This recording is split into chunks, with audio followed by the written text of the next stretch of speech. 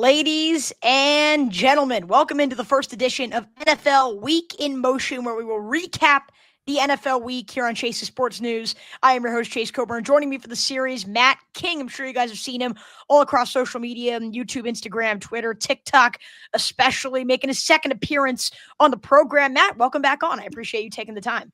Thanks for having me. And also, I'm excited to hear more of your takes on other teams except for the Ravens. So excited for your new show going on. For sure. And as we recap week 10, I think it was one of the more interesting weeks of the NFL season where you had all of this action jam-packed in on Sunday, and then the weeks are bookend by two really disappointing 10-7 scores that were really just unpleasurable to watch in the Monday Night Football game last night between Philadelphia and Green Bay, and then on Thursday night between Las Vegas and Denver. We are going to break it all down here on Chase's Sports News, and we are excited to do so here today. First of all, Matt, I kind of want to hear your initial thoughts when you think about this week. What really stands out from what you saw? We know a lot about nothing. I think that is what stands out to me. I think this is probably the weirdest NFL season. I think that's probably the word I would use for this, but we have no idea who is the number one team in either conference. You watch Green Bay and the Eagles last night. I was not impressed. You go and watch Buffalo get destroyed by Miami. I have no idea who they are. The Ravens obviously are starting to play better football, but are they actually going to be a contender in the AFC? So you have so many questions. So really, I learned a lot about nothing. I just feel like every single week, this has been a year of a week-to-week league. And I'm really enjoying it. I really like how most of these teams who maybe aren't in contention are still putting out good football games. So there's not a lot of blowouts, except for obviously the Rams and Seahawks, who maybe those two are the best teams, but I have no idea. It's so interesting because you talk about who's the top team. You know, I do my NFL power rankings every week, and I don't always post it, but I just kind of have it in, by myself, just kind of, I keep track of everything. And my number one has changed in 6 consecutive weeks. So there really is no top team. I remember turning to my father at the beginning of the year, and I'm like, when is the chaos going to end, right? When are we going to start to see Philadelphia and Buffalo and Kansas City and Baltimore and Detroit, kind of the big 5 that we established at the beginning of the year? When are we going to see them emerge and take that step? And instead, none of the 4 teams from last year's conference championship games look like that formidable of an opponent right now. We talked about Buffalo. Kansas City looks weaker than ever. It feels like they're a week-by-week team. You go and beat Detroit one week, and then you go and look abysmal against the Bills the next week. And then you talk about Buffalo losing to Miami. The NFC, the Commanders are out of it, and the Eagles just look sloppy as well. So you're right. We really don't know a lot. And I am curious to see how this does end up kind of shaping out here in this NFL season. What I want to do real quick is I'm going to talk about a game. You can go for 30 seconds. I'll go for 30 seconds, just exactly 1 minute on every single game before we break down some of the specifics and the nitty gritty about what to expect. We're going to start that right now. How about Thursday Night Football? Broncos pick up a 10-7 win over the Raiders. Yeah, I don't know anything about Bo Nix anymore either.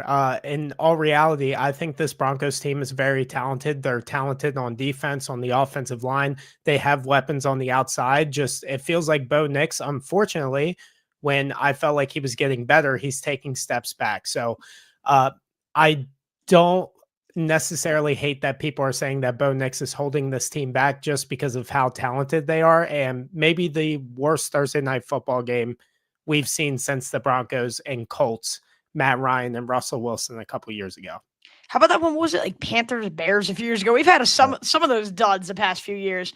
I'm on Thursday Night Football. Yeah, I'm looking at this Raiders-Broncos matchup, and I'm saying you're right. It seems like a week by week for Bo Nix, and it seems like a week by week for Denver as well. I think they're more flawed. I don't think an 8-2 record is a great representation of the type of team they've been all year. And frankly, they could have been 9-1, right? They should have beat the Colts, if not for a little bit of a weird penalty. So I don't think the record really signifies that they're a great team. I think they've been sloppy for a while. I think they're barely picking up wins.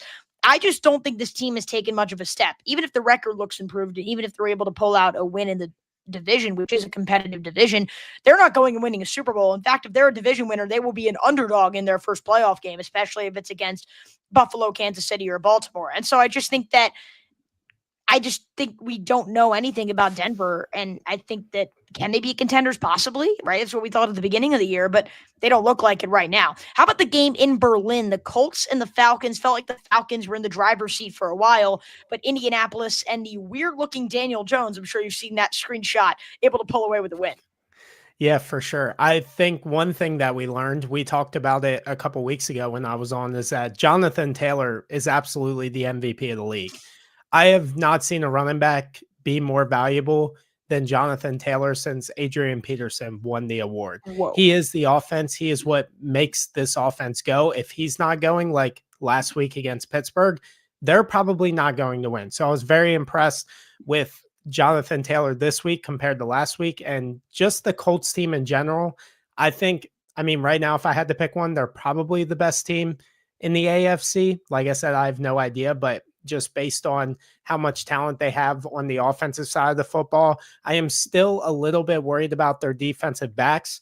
I can't wait to see Sauce Gardner actually get into his own with this Colts defense. But I said this in the video. I didn't think Sauce Gardner was worth the 2 first-round picks based on his last 2 years of play. So I'm still a little bit worried about Indianapolis, but it was a really good win after last week's debacle against Pittsburgh. There's still another team that I just can't get there. Like I understand all the hype and everything. The blueprint to shutting down the Indianapolis Colts was set in that Pittsburgh game, right? And obviously I'm not expecting teams, what was it, 6 turnovers? Indianapolis had something crazy along those lines. So but I think if you shut down Jonathan Taylor, Daniel Jones is not going to be able to beat you. And I think you will force mistakes out of Daniel Jones. Now, shutting down Jonathan Taylor is a very hard task because you talked about how great he's been this year. So I think we learned that Drake London is also a really, really good wide receiver. Yeah, If you very didn't know that underrated already, receiver. like he just makes catches. And I saw in that game that are just absolutely absurd, easily in top 5 wide receiver conversations at this point. And so I think that was an absolutely incredible win for the Indianapolis Colts to be able to pull that off in overtime in a very, very tight game. Real quick, we have a comment. And if you guys do want to comment, we'll be taking comments throughout the stream. Same goes for callers. The Brooklyn boys. I know this is either Josh, my friend Connors. Appreciate you guys. Can we get a Jets-Pats prediction? Matt, what are we thinking? That Pats by 48? I think I'm wondering what that line is right now. I mean, it has to be at least 10 to 14. 12 and a half. Yeah. Yeah, that sounds about right. The Jets, I mean, they're playing better, but Justin Fields, how many passes did he throw this week? I think it was 6 6 total. of 11, something like that. Yeah. Or yeah, it was 6 completions. I mean, New England's another team where I'm like, I don't.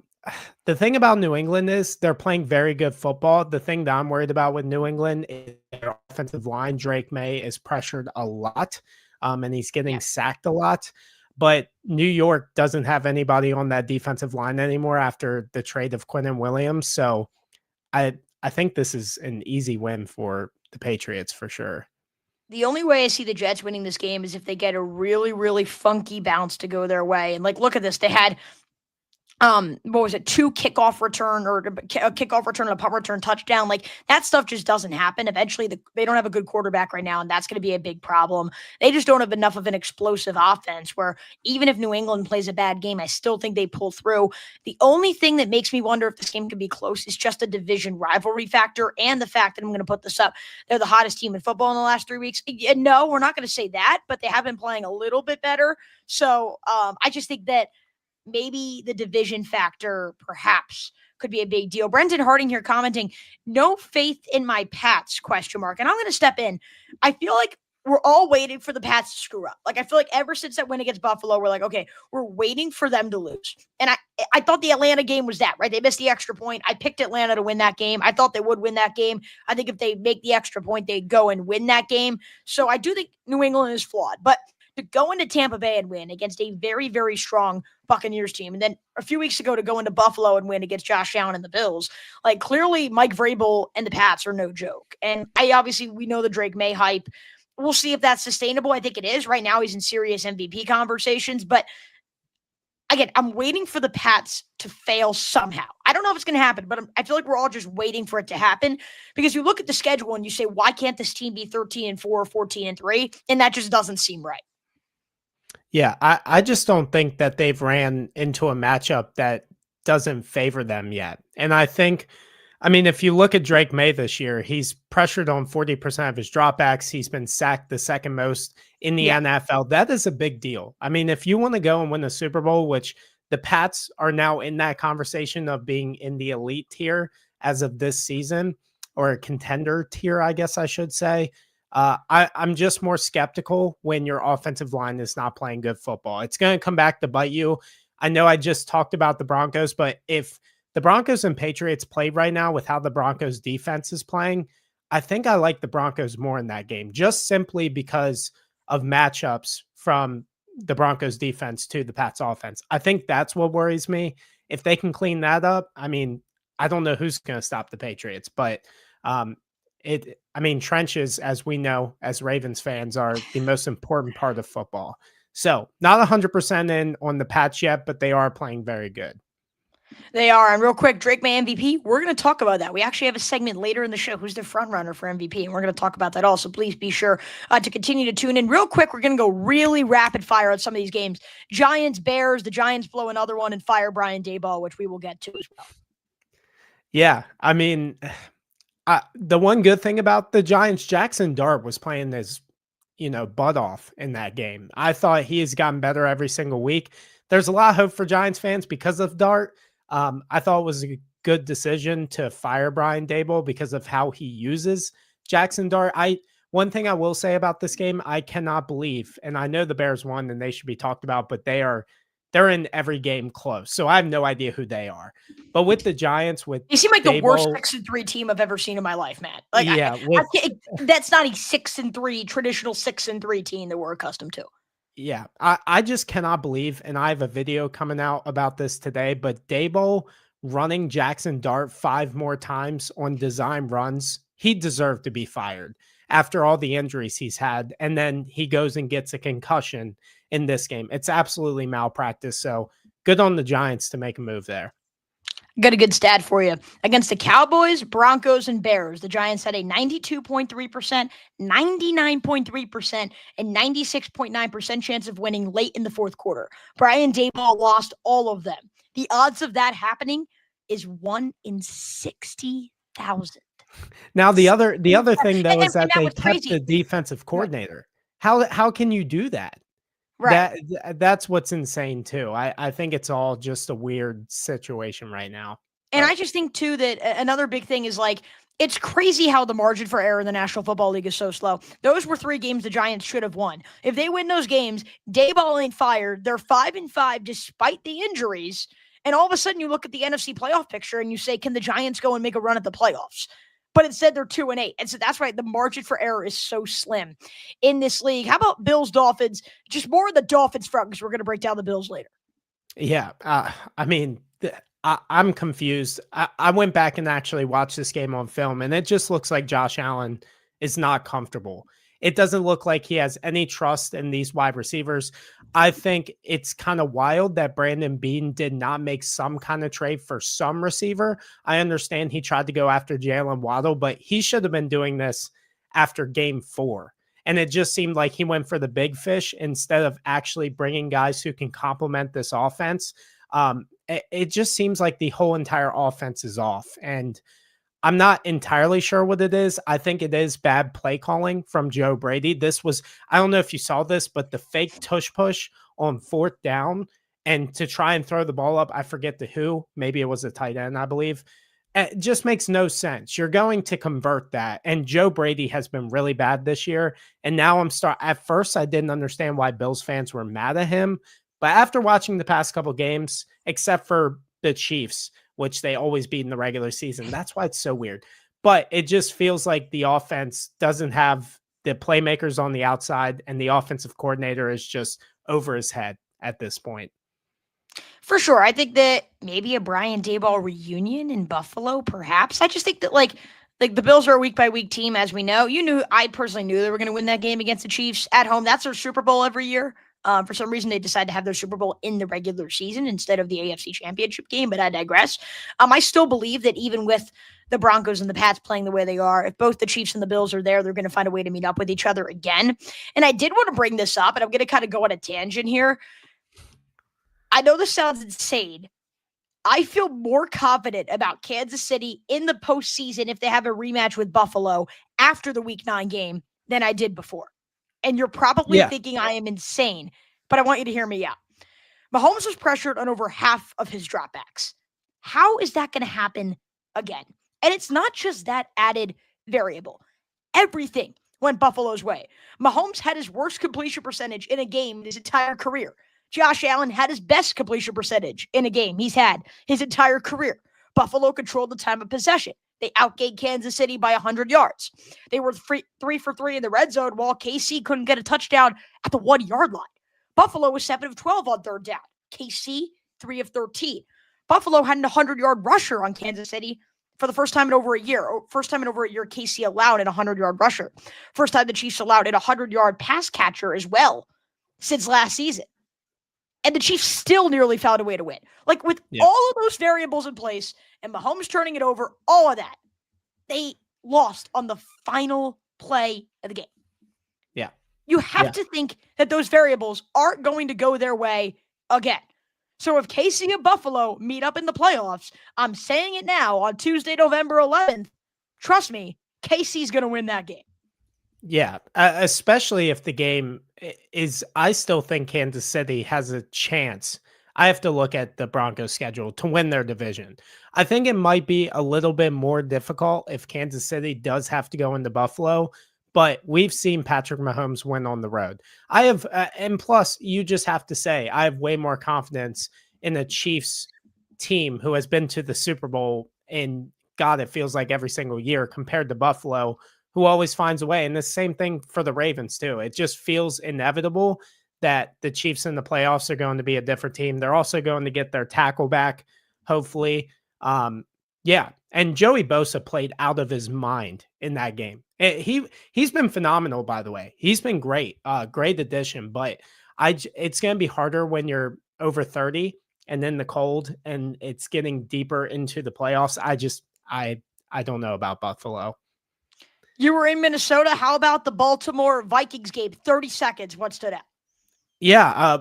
One of the key things that I really liked about this game is that Baltimore didn't have to be phenomenal offensively. I think that was the first time that we've seen this Ravens team win a game, except for maybe Chicago, where the defense really held down and really won this game for the Ravens. I'm not as worried about the offense. I actually think with Brian Flores, he's always had Lamar's number.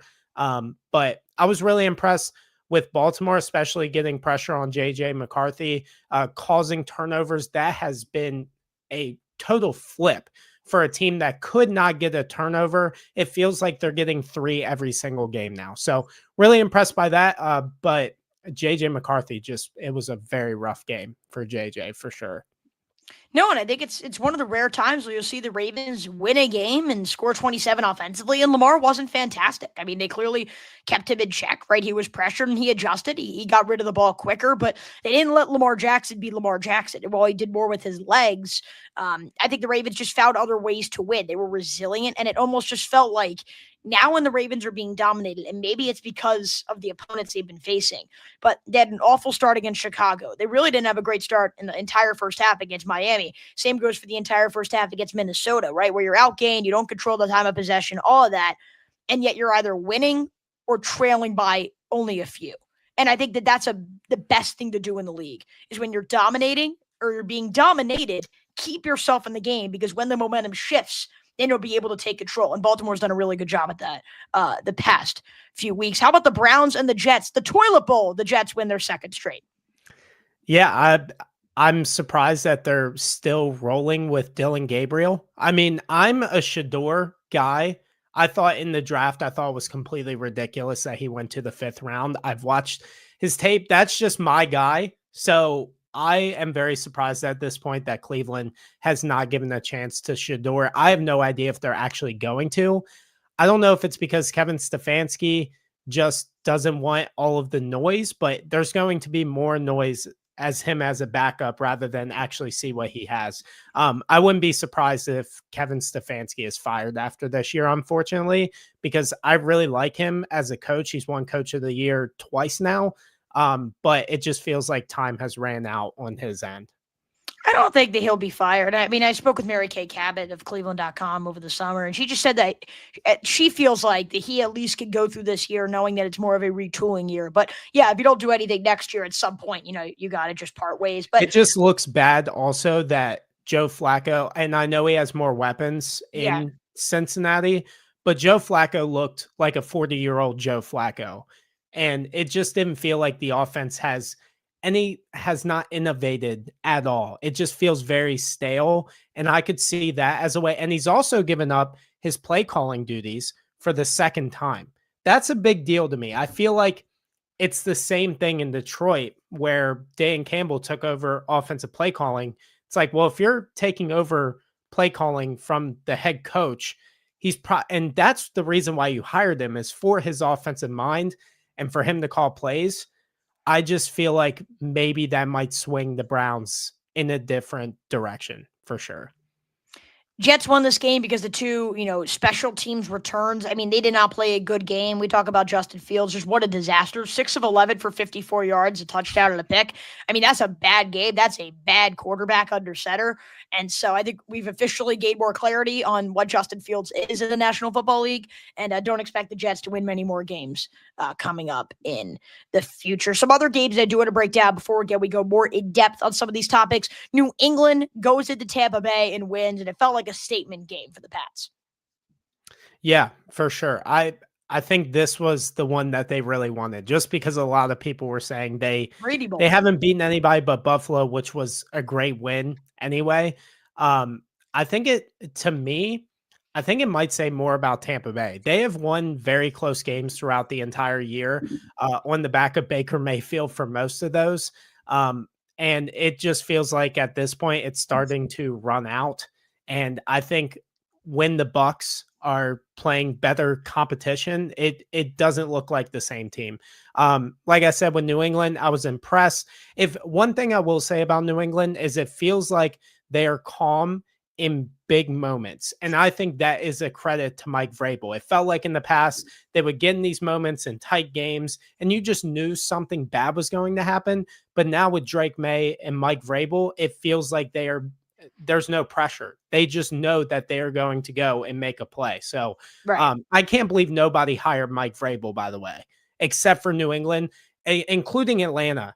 I don't want to go on a tangent there, but Atlanta and its owner passing on Lamar, passing on Mike Vrabel to hire Raheem Morris, and even passing on Belichick, which would probably be a better hire.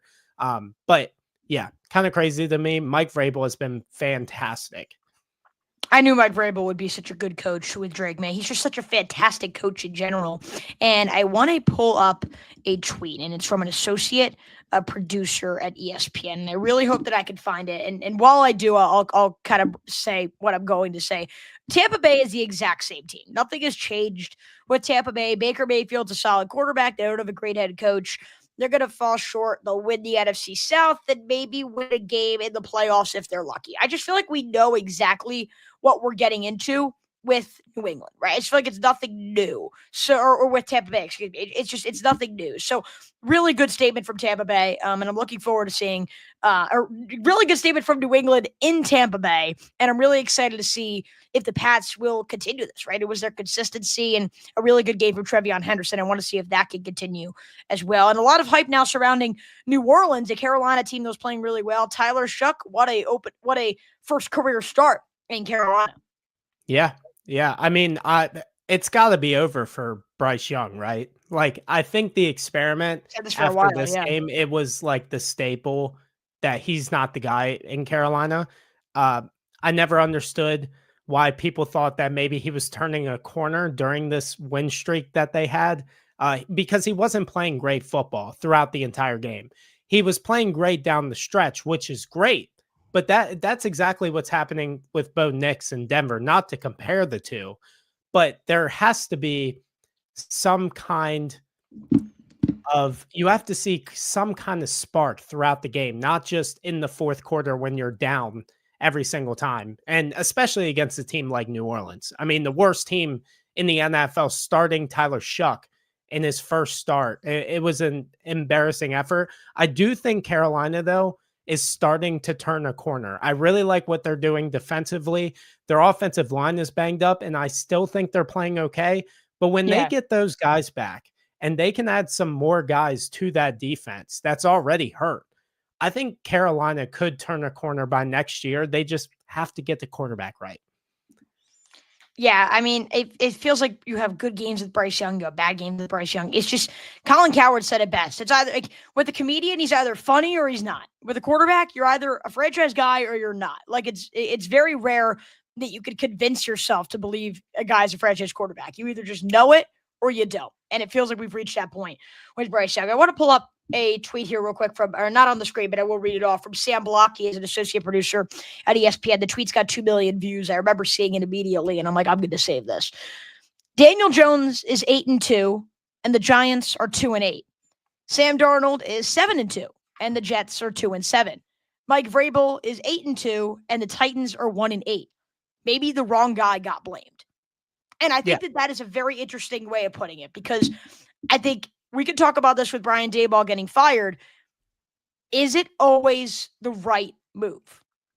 I will kind of go on a tangent here about Brian Daboll. And real quick, we could go back to some of these games. I will put up one of these things here real quick. We could talk about it. Brian Daboll out in New York, good or bad. I don't know how I feel about it, because are they identifying the right problem? No Malik Neighbors, no Cam Scatabo. Unlike what you said, I believe he's actually worked pretty well with Jackson Dart. And while the Giants haven't won these games, they've been, I think, more competitive in these games than some may have anticipated with the hardest schedule in the NFL. Does letting go of Brian Daboll do anything for the future of this team? And I think if you're the Giants, it was dumb to have him here to begin the year at all. I think they should have just let him go after last year and hit the reset button. Because now Jackson Dart's going to have a new head coach next year. And that's hard for a guy to do. Look at some of the coaches. Trevor Lawrence, new head coach actually during his first year. Look at another number 1 overall pick at the quarterback position. Bryce Young, a new quarterback, a new head coach after year 1. Caleb Williams, a new head coach during year 1. And now you look at Cam Ward, a new head coach during year 1. Same goes for Jackson Dart. It's not a sustainable method for quarterbacks. Look at the quarterbacks who have succeeded. In kind of the recent history. Pat Mahomes, Joe Burrow, Lamar Jackson, Josh Allen, Jaden Daniels, CJ Stroud, just in terms of coming in and being productive almost from the get-go, what's the common denominator? Continuity. And so I'm not saying Daboll was the right guy in general, but he shouldn't have been here in the first place, because now you're going to need your rookie quarterback to adjust to a brand new system next year, and that's hard to come back from.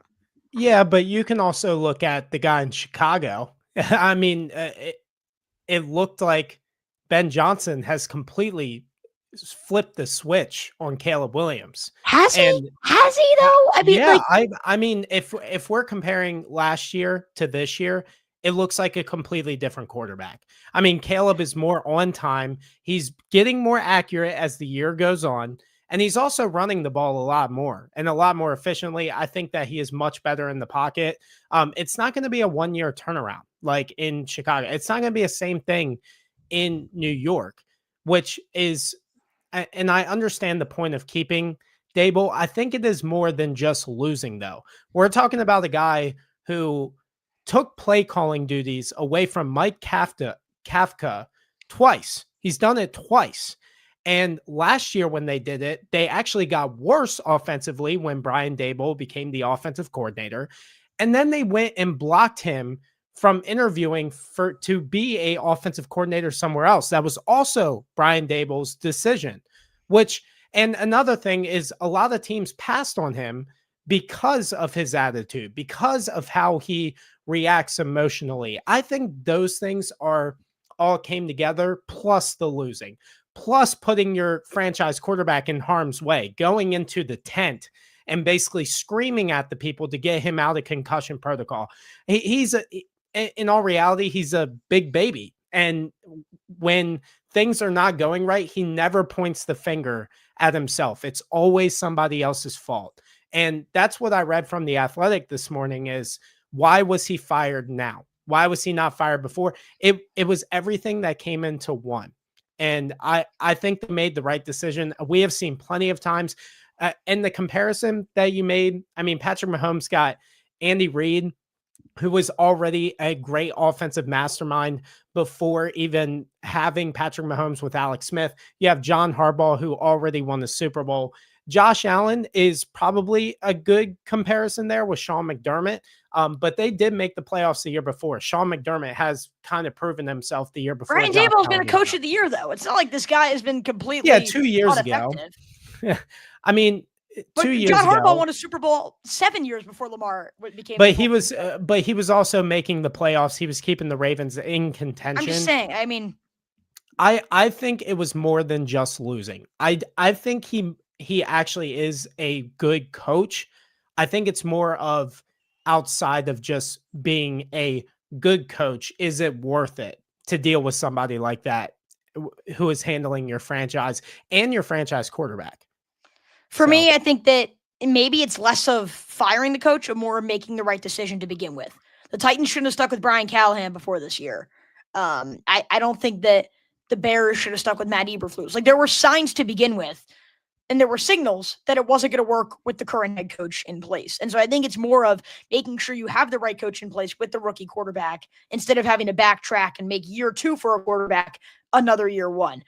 We did have a caller for a minute. Brendan's no longer here, unfortunately. Brendan, if you are here, we would love to have you on. He was just a caller, and unfortunately, he just left. But if you guys do want to call in, link is in the chat for both Twitter and on YouTube as well. One of the things here, and Brendan did just comment, and we do not want to do that. We're just going to choose a different one. Here we go.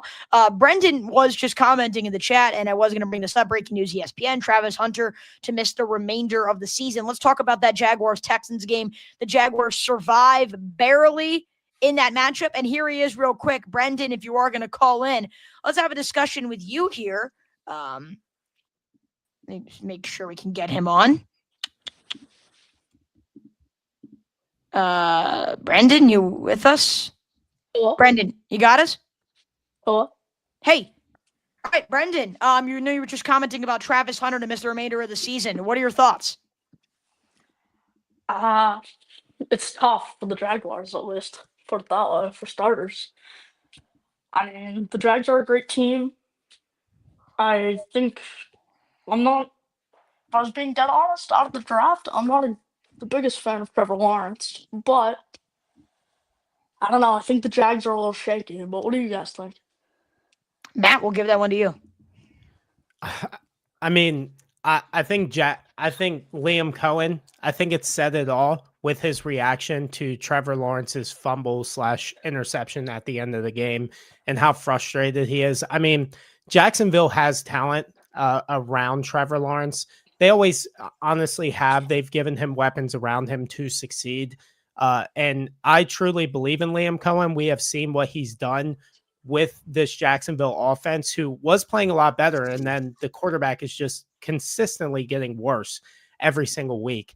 I think, honestly, a lot of coaches like to get their guy in the draft. Like we just talked about Brian Daboll, who was vouching to get Jackson Dart in the draft. And I think that's very important when you have your guy and that brings a connection to you and the quarterback. I think that might be happening in Jacksonville. And also another point that I'll end on is I like to compare a lot of these analysts and people online are saying, well, the contract's terrible. Who cares? You saw what Denver did. It does not matter how much money you're losing in dead cap space. Would you rather get rid of the issue and just completely reset? You're going to probably have a down year anyway with the current quarterback that you have. Why not just start fresh and just take the dead cap hit, just like Denver did last year and they made the playoffs? Because Denver drafted well and they have a good head coach. Like, you need a really good, stable organization in place to do that. And Jacksonville and stable don't fit in the same sentence. Yeah, but I mean, if we look at Denver, they were not stable either before getting rid of Russell Wilson. I mean, when they have Russell Wilson, it was a complete failure, like throughout. Yeah, I know that they have Sean Payton, but Jacksonville also has Liam Cohen, who has shown signs of being a good head coach. One of the things I did like about Liam Cohen is, I don't know if you saw it, but it was a video of him addressing his team and saying, I have to be a better play caller when talking about a red zone play. I'm not sure exactly what play it was, but he takes accountability. He's real. I think the GM did a really good job this offseason to get rid of some of the guys they didn't need. Christian Kirk, Evan Ingram. I don't think he's scared to get rid of guys that are not performing and on bad contracts. And I think Trevor Lawrence is one of those guys, and that's not his guy either. Well, here's the thing is, do you want to give up on Lawrence already?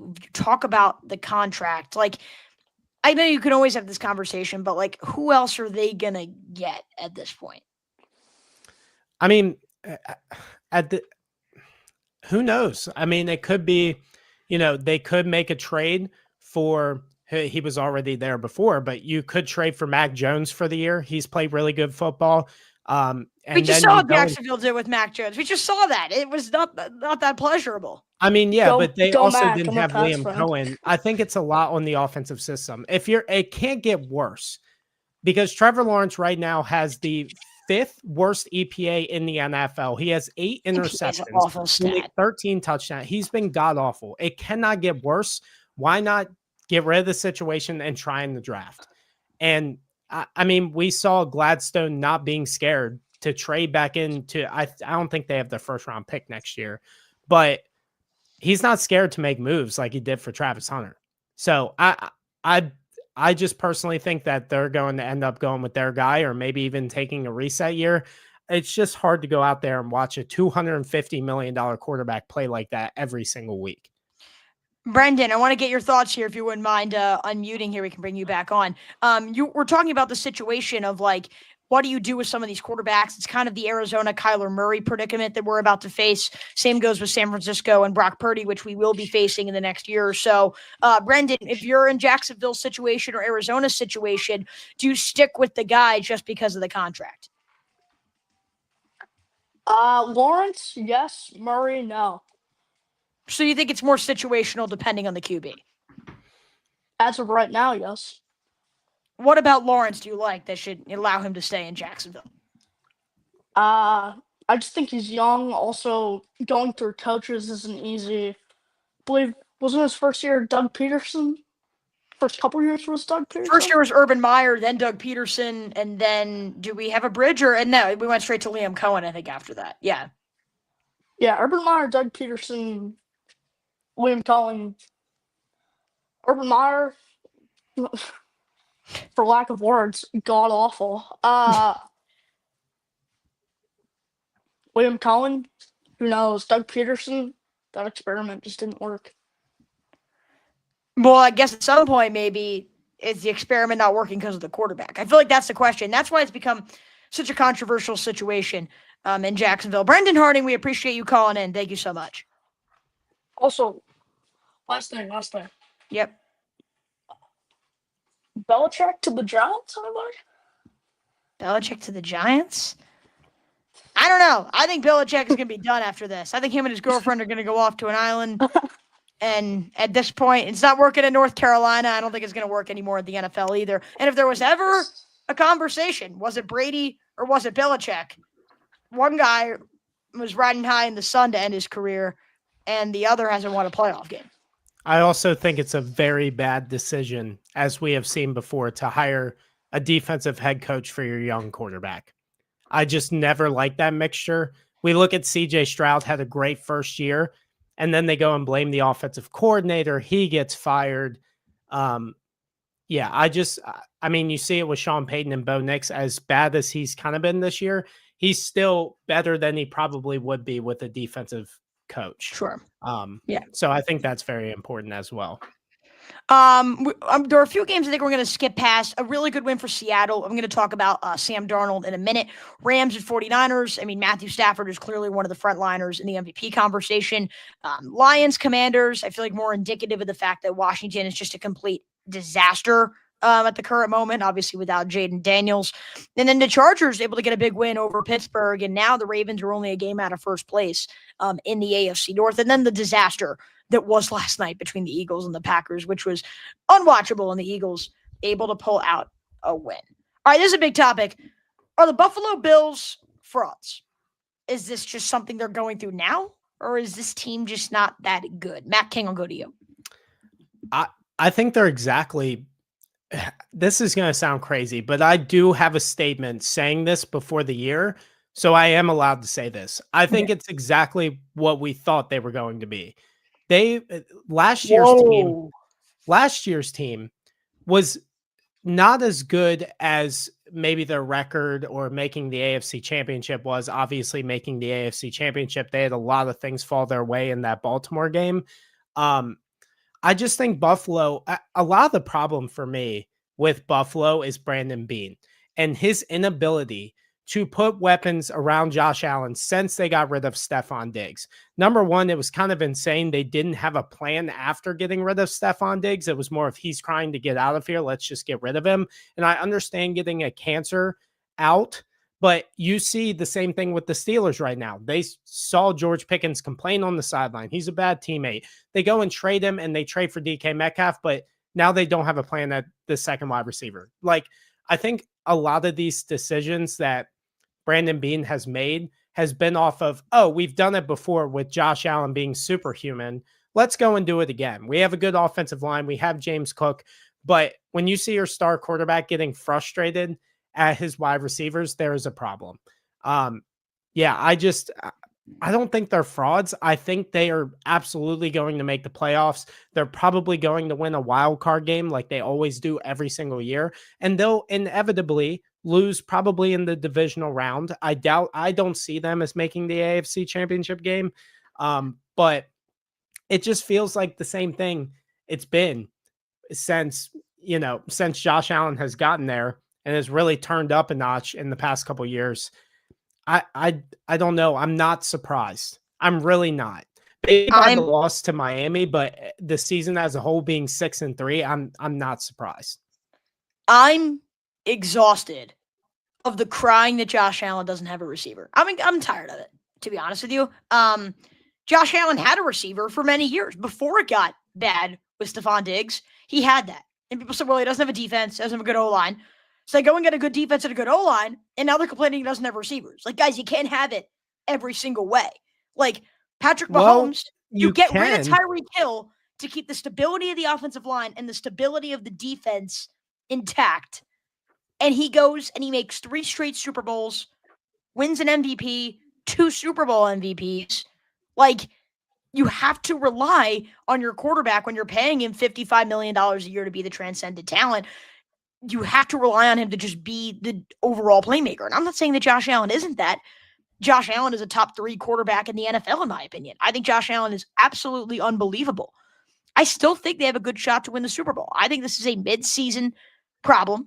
This was a similar problem in 2023 for Buffalo, and I think that was a much better team than Kansas City that just found a way to fall short in the playoffs. They ended up making a change at offensive coordinator. Maybe you go and make a change at offensive coordinator again. I don't know if that's a decision, but I think the roster that is in place in Buffalo is good enough. It's just a matter of executing, and I think right now that's something they're struggling with. I just think they're going through a slump at the current time. But I am tired of people making excuses for Josh Allen not playing well. No one makes excuses. I doesn't play that well. So I'm or Patrick Mahomes or Joe Burrow. It feels like when every other quarterback doesn't play well, Josh Allen to me gets the most excuses, and I don't understand that. Well, to the other side of that is, I mean, you can have it all. Number one, we've seen what Philadelphia has done. You can have it all. I think one of the biggest problems is they drafted Keon Coleman. Terrible draft pick. He's god awful. He can't be used in the right places. He is a slot receiver, and obviously he's a big body. What is he? 6'4", 240, whatever he is. And they're throwing him on the outside where he was awful in college because they don't have another guy that can play on the outside. You can't put Shakir on the outside. You can't put Kincaid on the outside. He's also injured as well. And to your point about Patrick Mahomes, yes, they have had problems, but every single offseason that they have problems, the GM goes and fixes it. For example, when Patrick Mahomes lost the Super Bowl to Tom Brady, they went and revamped that entire offensive line and they go and win the Super Bowl. And then when they have problems at receiver, they go and trade and get Hollywood Brown, or they got him in free agency. Oh my gosh. Hold on. It's not about one. It's not about one receiver. It's about having complementary weapons. The same with Baltimore with Zay Flowers, Rashad Bateman, DeAndre Hopkins. Is there one fantastic wide receiver on that unit? Absolutely not. But Josh Allen does not have that solid group like Mahomes had with Rashee Rice, Hollywood Brown, Xavier Worthy, Travis Kelce over the years. Like there is a fair point for them to complain about the weapons around Josh Allen. And I'm not a big Josh Allen homer, but I'm just saying I think they have a point that they did absolutely nothing to try and fix it. Not even tried to get complimentary guys around them. None. And that's a problem. All right, before I say this, I want everyone to know right now. Again, total respect for Josh Allen. I think he's a great guy. I know he does a lot of charitable work. Transcendent quarterback talent, one of the greatest we've ever seen. At least he'll go down to be. And I think he will win a Super Bowl one day. And I think that Josh Allen is one of those quarterbacks we'll look back on and say he's one of the greatest ever. There is something I do want to bring up. Some people are still trying to put Josh Allen into the MVP mix. And again, I agree, transcended talent, all of that. But unlike most Lamar supporters like myself, I actually do respect Josh, right? It's not just going to be me hating on Josh Allen. But if you think he should be the MVP this season, as of right now, you're absurd. And it's not even that Allen is having a down season, which that's a different discussion. This season, the Bills have lost 3 games. What has been the common denominator in those 3 games? It's the 3 games that James Cook has recorded less than 100 scrimmage yards. So before we start putting him as the MVP of the league, let's first understand, is he the MVP of his own offense? I'm just putting that out there. I've said it for weeks that James Cook is the most important player on this offense right now. And when you talk about Kansas City's weapons and you talk about his complementary receivers, who's Patrick Mahomes running back? Just out of curiosity. Isaiah Pacheco? Like you said, I do agree with you that I think that's also Brett Veach's fault as well. He didn't want to trade a 3rd-round pick for Breece Hall. Are we serious? Like, I would be frustrated at that too. Instead, he was like, we're going to throw a 4th and that's all we're going to do, when Breece Hall is obviously a very talented running back and it would take Kansas City over the top. I would be absolutely heated if I was a Chiefs fan and heard he wouldn't come up one more round for a talented running back like Breece Hall. And so that is my point. And that is my point, though, because we think of these big 4 of quarterbacks in the National Football League: Pat Mahomes, Josh Allen, Lamar Jackson, Joe Burrow. Order them as you wish. Some people, you can rank them 1 through 4. I don't really care, and I'm tired of arguing it at this point. But each guy is going to have their own weaknesses in terms of their supporting cast around them. It's Lamar. With Lamar, it's the offensive line. With the Bills, it's the receiving talent and the complementary receivers that they do have, as you mentioned. With Mahomes, it's partially receiving, but mostly the fact that he doesn't have an elite runner. He was the leading rusher for, I think, 3 or 4 of the games thus far this season. And with Joe Burrow, it's his offensive line and his defense. So each guy is going to have their own set of weaknesses around them. But yet it's Patrick Mahomes every year to mask those issues more than anyone else. And so when people are making excuses as for why these guys aren't as good, I think Pat Mahomes is just like, hold my beer. And so that's why, like, Mahomes is still the top guy in the league, because I think he could do the most with less. And that's why I think when we think about the MVP every year, we can't just base it off of previous seasons. But if you really want to talk about who's the most valuable player in the league, the Chiefs without Patrick Mahomes are a joke. They're an absolute joke. Yeah. So I'm tired of people making excuses for some of these guys. Eventually, it's time to plow through. That's the bottom line. Okay, then we should not be complaining about the offensive line in Baltimore. I'm not. We've had a great offensive line. They have had a great offensive line for an extremely long time. I haven't been complaining about the offensive line. I think they should have gone. No, I'm not talking about you directly. I'm just saying, to your point. Right. I think you have a great point. I think you're not going to have always a perfect roster. And maybe I was wrong for this, comparing to the Eagles just to fit my narrative. But to your point, you're not going to be Philadelphia and draft very well every single year. It's just they've been on a great run, and Howie's the best in the league. And that's, like, for me, we've had years where Cincinnati has been the best team in the NFL with complementary defensive players and a strong offense. We've seen years where Baltimore is the best team in the NFL. I think we've seen years where Buffalo's been the best team in the NFL too. Like in that 2022 year, the year with Lamar Hamlin. Like, I think they were the best team that year. I picked them to win the Super Bowl the entire year. But they didn't win. None of those teams won. Ended up, finishing the job. So I think there are times where you can nitpick, and I think there are times where you can not make excuses, but more just add an extra element of depth to a situation, right? Because it is a team sport. But when one individual is winning 3 Super Bowls in the same era where the other guys can't even get to a Super Bowl, like, to me, the separation between Mahomes and everyone else has become wider than it's ever been. Yeah, I would agree. A few other topics I want to talk about. We've been talking about the Baltimore Ravens. You were there. I know we're both Baltimore Ravens fans, analysts of the game for Baltimore. Are the Ravens officially back? That's a tough question. I wouldn't say officially just yet. I have to see them. I mean, we knew that. We said it weeks ago. Like, if there was a time for them to go on a run, it was right after the Bears game. If they won that game, we knew they were going to start stacking up wins, just because of the competition. I do like what Baltimore's doing defensively, and I was a person that was very, very against Zach Orr. But with EDC going out and trading for Alohi Gilman, that has completely changed the defense. For sure. Completely.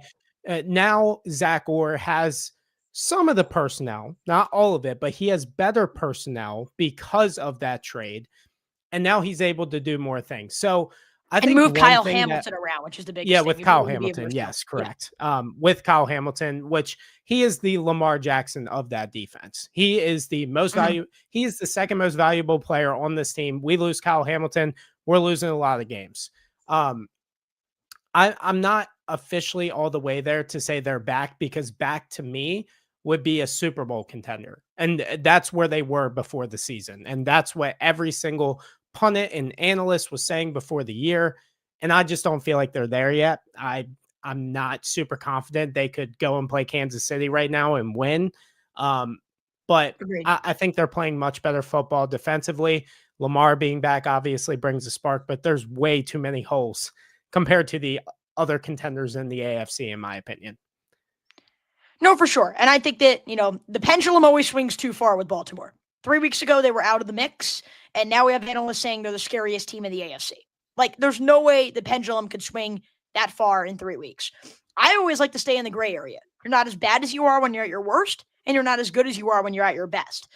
We have certainly not seen this Baltimore team reach the level that they need to be. They would be losing right now by really large amounts to Kansas City, to Buffalo, against some of the best offensive teams in the league. I still think they're a step short. Now, the defense has made a lot of strides. Like, look at how they did against the Rams, and that was without Roquan Smith. And in the first game with Alohi Gilman. I think they are certainly taking strides in the right direction, but they're nowhere where they need to be. But I think the best part about Baltimore right now is the best thing you could do in the NFL when you're in week 10 is not be playing your best football and winning. The Ravens had their bad stretch. They were injury prone. They were awful in the beginning of the season. And now they have reached a point where they are back in the mix. They're a game out of the playoffs. They're a game out of the AFC North with a decently easy schedule, particularly over the next 2 weeks.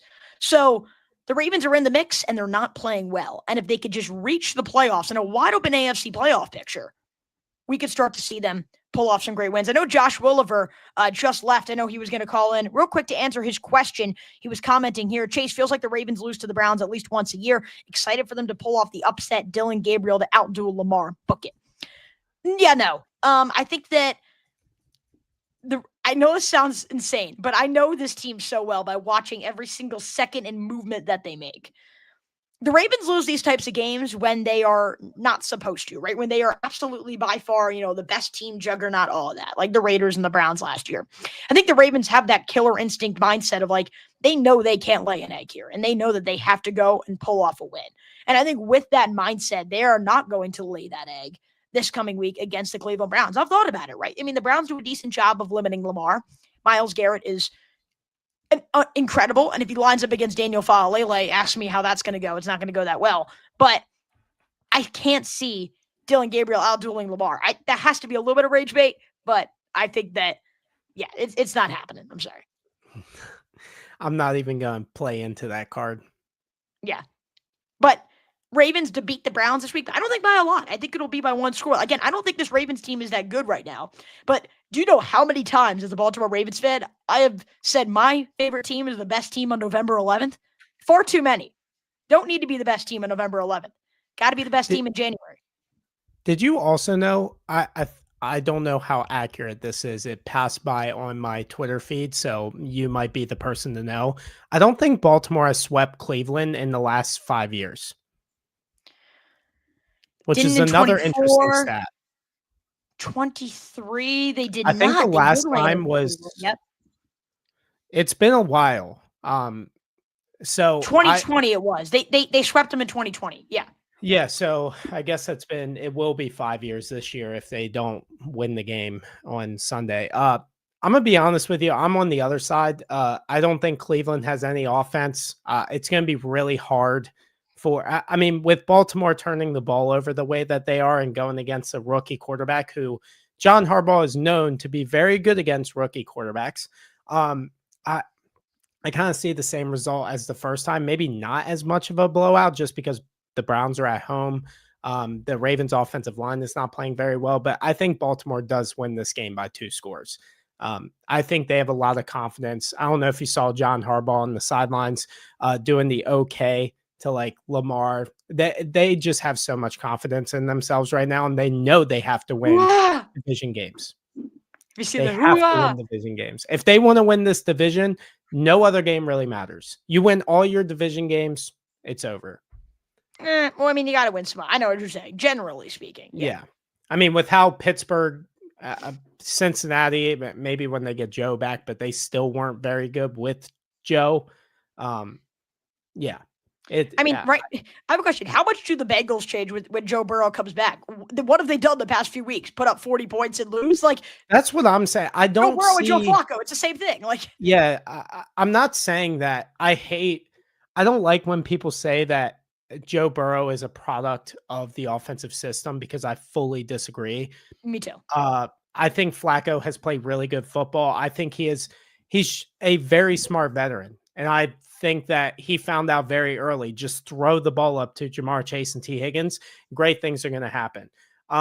But like you said, and it's not a knock on Burrow because I think he's super talented, especially when the offensive line's not great. I think that's the aspect he brings. I don't know about after an injury.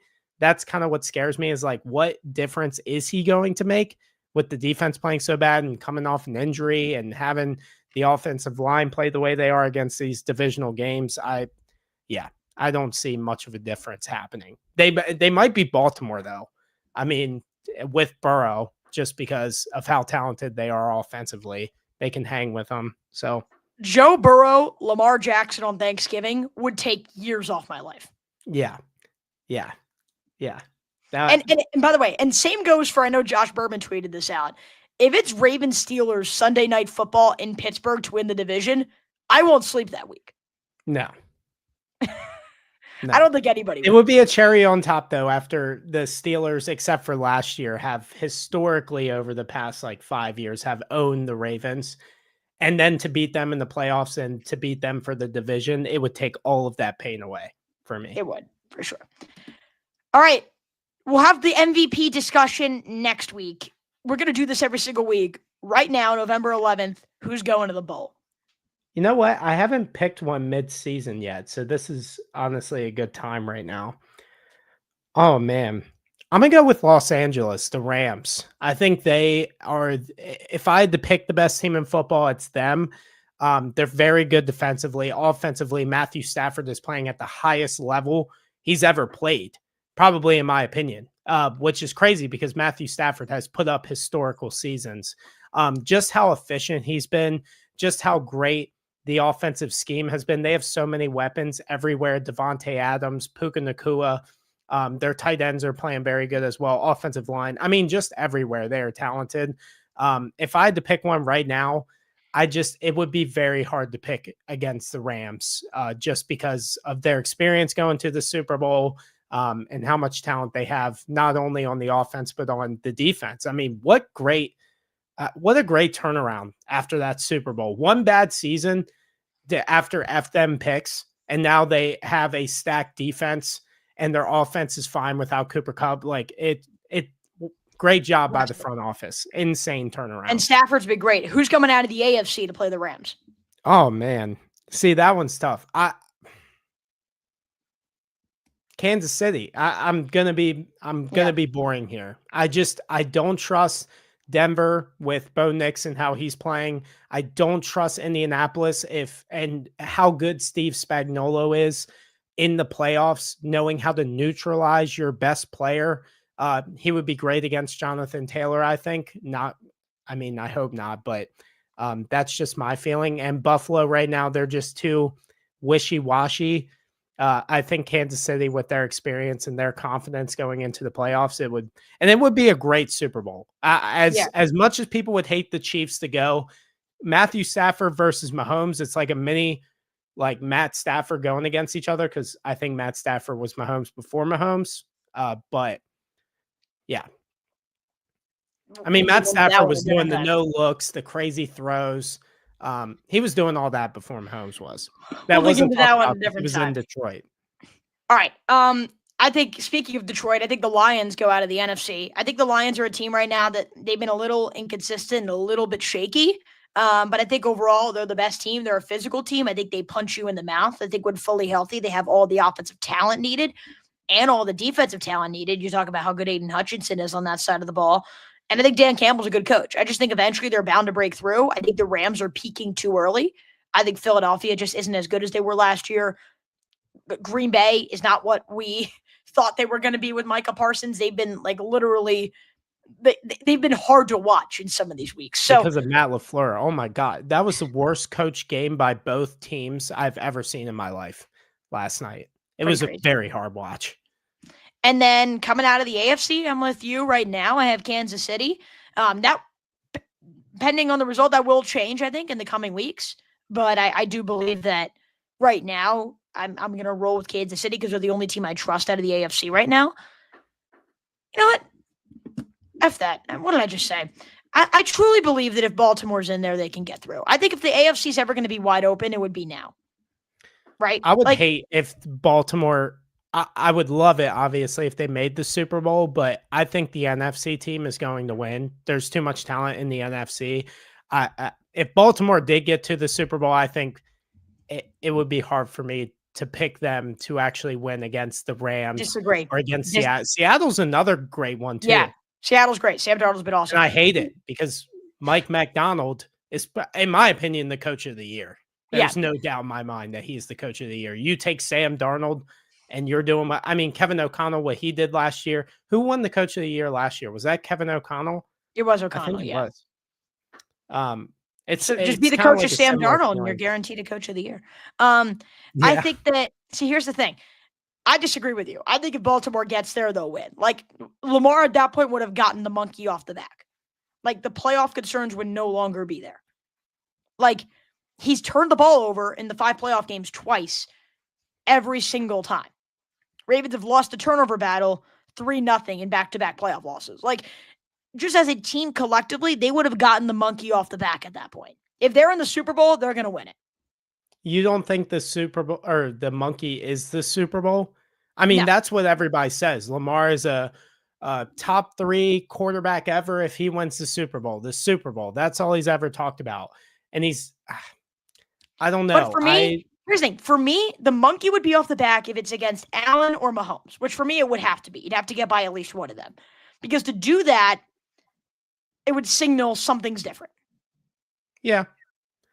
I just cannot see with this current group and how they are in the trenches and not being able to get pressure on quarterbacks, especially against good quarterbacks, and the offensive line. If they would have made more moves at the deadline for the trenches, I personally think they should have traded that 3rd round pick. Who was it last night that Philadelphia traded for? Jalen Phillips. Yeah. I would have liked that move a lot better. I will not lie. He absolutely dominated that game and is the reason they won. And he's been great all year. We got somebody who played well for 3 games and has not proven himself much over the last couple of years, like Jalen Phillips. Draymond Jones just played a great game against a decent Minnesota offensive line. Yeah, he had a good game. Yeah, but anyway, I just can't see unless they somehow methodically fix this offensive line. It's just, I mean, I can't even imagine how they would be against Seattle or against the Rams defensive fronts. It would be a mess, in my opinion. Time will tell. Matt King, 65 minutes. It's a long time. Thanks for taking the time here today. I appreciate it. Awesome. Thank you. See you later. We'll see you next week, everybody, on Weekend Motion alongside Matt King. I am Chase Coburn saying so long from Chase's Sports News. Take care, everyone, and happy Veterans Day.